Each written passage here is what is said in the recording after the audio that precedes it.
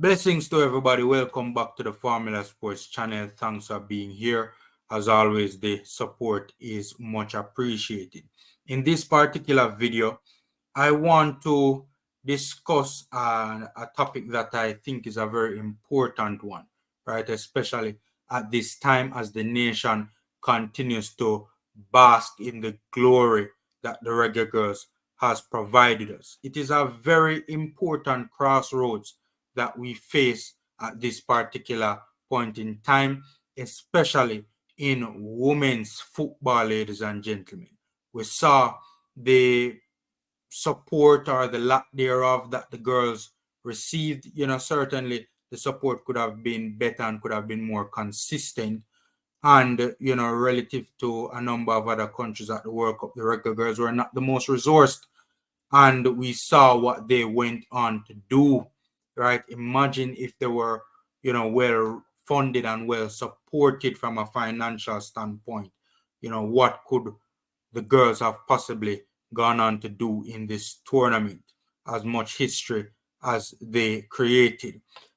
A very important crossroads in women's football, ladies and gentlemen. And I think this particular topic that I'm about to speak on is a very important one, right? That's why I'm doing a video on it. You see the banner at the end of your screen?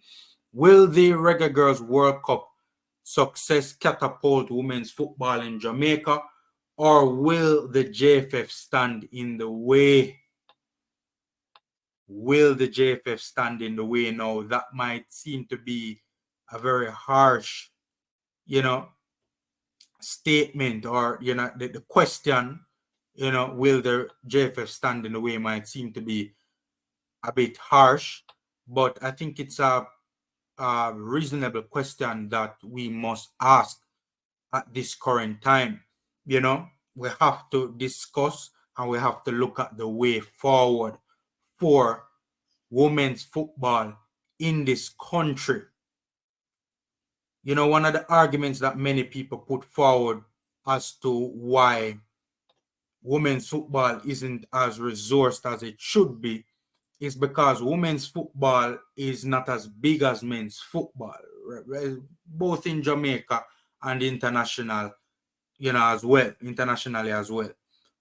However, in my humble opinion, women's football is exploding the world over. It is getting bigger and bigger, and it is growing at a phenomenal pace, ladies and gentlemen, right? So we have to ask ourselves a few questions at this particular time, right? Will the Reggae Girlz success encourage more women to join the sport? That's an important question that we need to ask. And also, more importantly, will the Reggae Girlz success garner more interest and more investment in women's football in Jamaica, right? To explore this particular topic, I think context is key. I think context is very important. And I think it's only right that we draw parallels to the 1998 World Cup campaign with the men and what took place subsequent to that, right? And the state of men's football in Jamaica. Did we see a boom in men's football in Jamaica after that historic 1998, birth at the France World Cup? Did we see a boom in Jamaica's football? Did Jamaica's football improve? Did Jamaica's football get better? Did it get bigger? We have to ask ourselves these questions. I think it's a very important parallel to be drawn. And in my humble opinion, ladies and gentlemen, I believe that men's football has stalled in the last 20 plus years, ladies and gentlemen. I genuinely believe that. Now, some might, disagree with that statement, and, that might be a controversial statement. Yes, we have seen some growth in men's football in the last 20 plus years, but the reason why I've said that it has stalled is because when we compare the growth of men's football in Jamaica to the growth of men's football internationally and in other jurisdictions in the world, in my humble opinion, our program is moving at a snail's pace compared to the boom that is taking place in some other jurisdictions. I mean, we beat France in 1998, the last time we played, beat Japan rather in 1998. The last time we played a Japan team, it was a youth team. And, you know, many of us would want to forget what happened in that particular game, you know. So, in my humble opinion, snail's pace. The fact of the matter is that the JFF over the last 20 plus years has, you know, grown at a snail's pace. And frankly speaking, it's the same old JFF, to be honest with you, for the most part, you know, unprofessional, incompetent, lacking vision, unable to execute, and most importantly, untrustworthy. That is the biggest problem, in my humble opinion, that the Jamaica Football Federation has faced in the last 20 plus years. And I mean, it's the same JFF responsible for both programs, the men's program and the women's program. I remember an incident took place a number of years ago, a couple of years ago, not that, a couple of years ago, where the Reggae Girlz were getting ready for a tournament. The JFF was trying how long to raise money to send the girls to the tournament. They couldn't raise the money. Sidela Marley stepped in, raised the money in no time. And then the JFF was basically saying to Sidela, look, man, those funds are rightfully ours. You have to turn over those funds to us. And Sidela Marley said, well, you know, there's a slight problem. One of the conditions that I received the monies on was that the monies were not supposed to be turned over to the Jamaica Football Federation. That scenario tells you everything you need to know about how or why national teams have struggled to be properly resourced in Jamaica. That has been a problem with the men for the last 20 plus years. You know, will the women be exempt from that? You know, will that problem not affect the women as well?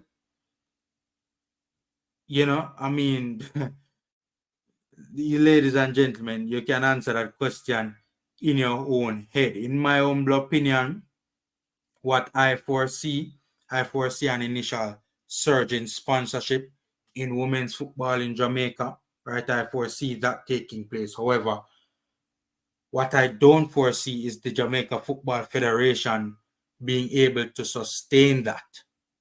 You know, one of the reasons that Sidela Marley pointed out that the sponsors said they didn't want the money turned over to the JFF was the lack of transparency. Will that change from the JFF? That has been the case for a very long time now. You know, why is the JFF going to suddenly become a very transparent organization, right?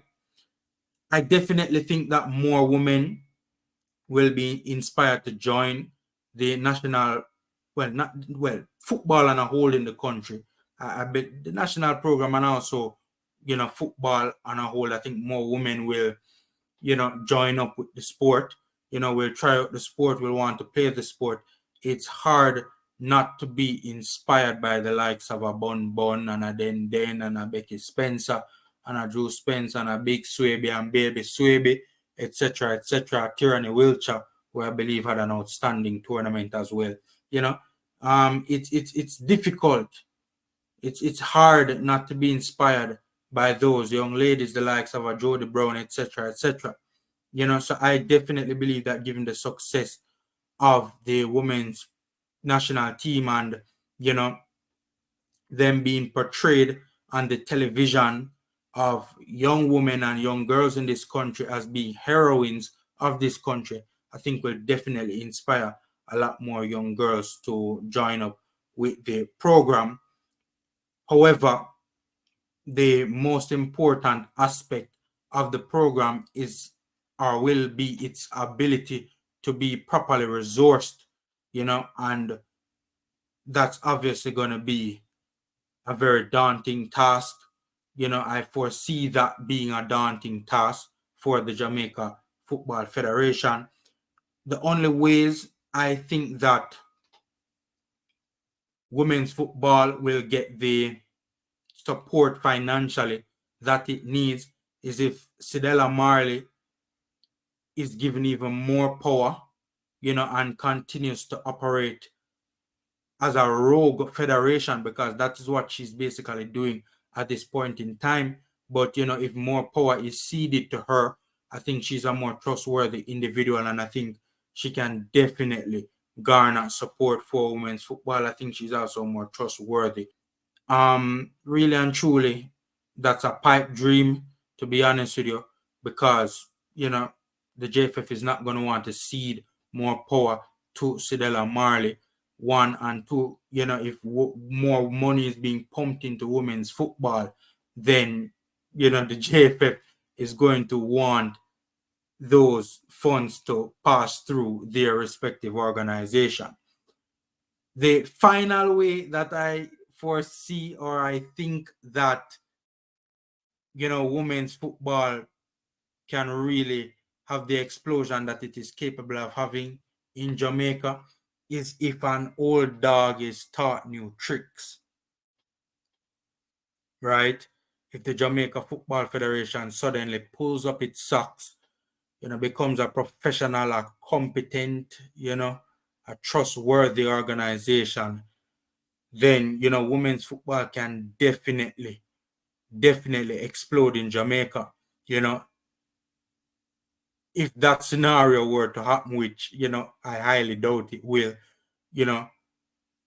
then you would see the performance of the Reggae Girlz at this just concluded World Cup having its maximum effect on women's football in Jamaica. But that last point, sounds like a pipe dream, to be honest with you. Will the Jamaica Football Federation get its act together? Who knows? We'll just have to wait and see. Knock up the likes button, subscribe, and share, ladies and gentlemen. Hit me up in the comment section. Let me know what you think about this particular subject matter. Take care, guys. Stay safe, and until next time.